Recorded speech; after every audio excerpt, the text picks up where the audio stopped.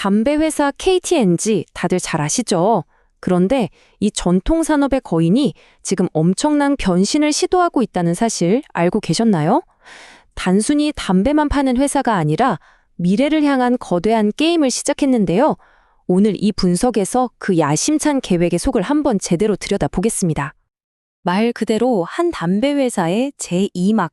아마 이게 지금의 KT&G를 가장 잘 표현하는 문장이 아닐까 싶어요.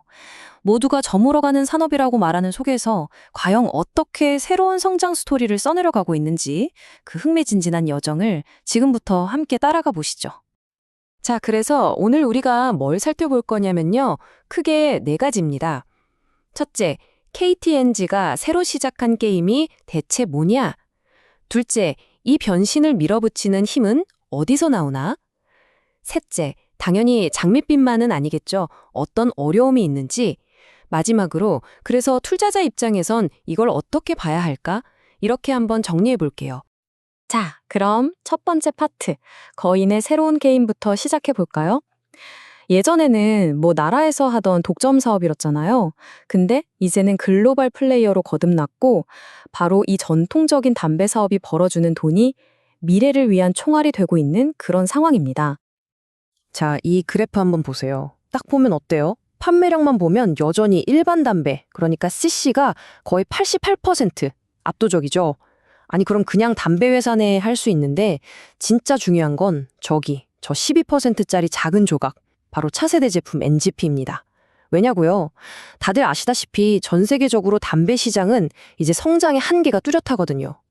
결국 KT&G의 미래는 이 12%에 달려있다고 봐도 과언이 아니에요. 그리고 이 야심을 아주 적나라하게 보여주는 게 바로 이 목표입니다.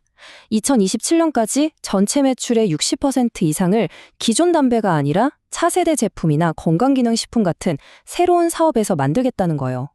와우. 방금 전까지 88%를 차지하던 걸 40%로 줄이고 완전히 새로운 엔진으로 갈아타겠다는 거잖아요. 이거 정말 대담한 계획이죠. 그럼 두 번째 파트로 넘어가서 이 어마어마한 전환, 도대체 무슨 백으로 하는 걸까요? 그 동력을 한번 숫자로 까보겠습니다. 이 숫자 좀 보세요. 플러스 312.5%. 이게 뭘까요? 혹시 차세대 제품 성장률? 아닙니다. 놀랍게도 이게 해외에서 번 기존 담배 사업의 작년 대비 영업이익 성장률이에요. 그러니까 아이러니하게도 오래된 사업이 해외에서 대박을 터뜨려서 번 돈으로 새로운 사업에 투자할 총알을 마련하고 있는 그런 구조인 거죠. 그리고 또 다른 무기, 바로 14,400이라는 숫자입니다. 이게 뭐냐면 KT&G가 가진 지식재산권, 그러니까 특허 숫자예요. 특히 320개가 넘는 독자 특허는 다른 회사들이 함부로 따라할 수 없는 일종의 기술적 성벽, 해자를 만들어주는 겁니다. 이 치열한 차세대 제품 시장에서 이게 얼마나 강력한 무기겠어요.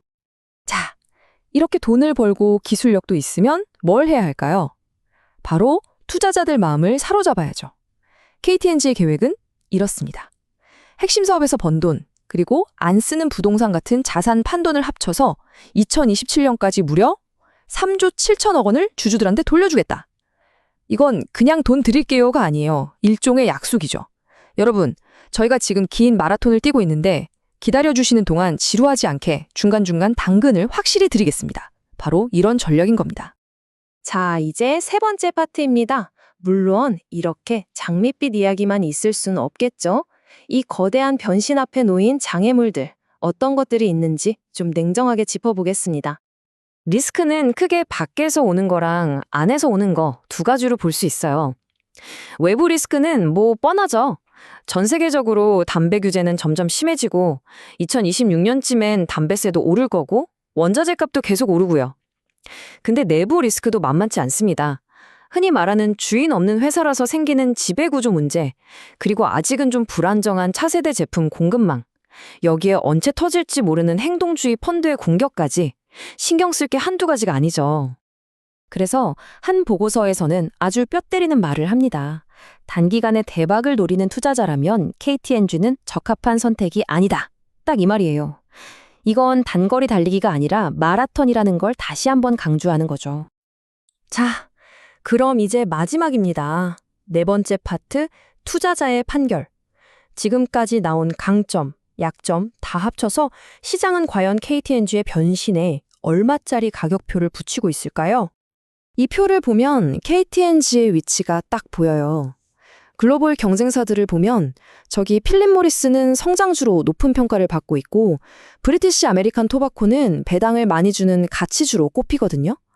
근데 KTNG는 딱 그 중간에 있어요. 성장 가능성도 있으면서 배당도 나쁘지 않은 어찌 보면 좀 독특한 하이브리드 같은 포지션인 거죠. 그래서 증권사들이 보는 눈도 비슷합니다. 만약 이 변신만 성공하면 주가 더 갈 수 있다 보는 거죠. 기본적으로는 17만 원, 아주 잘 풀리면 19만 5천 원까지도 보고 있어요. 지금 주가랑 비교해보면 꽤 오를 여지가 있다고 보는 겁니다. 결국 남는 질문은 이겁니다. KTNG, 과연 성공적인 변신을 하고 있는 걸까요? 아니면 여전히 방향을 못 잡고 헤매는 과도기에 있는 걸까요? 이 낡은 거인이 벌인 새로운 게임의 결말, 그 판단은 이제 이걸 듣고 계신 여러분의 몫입니다.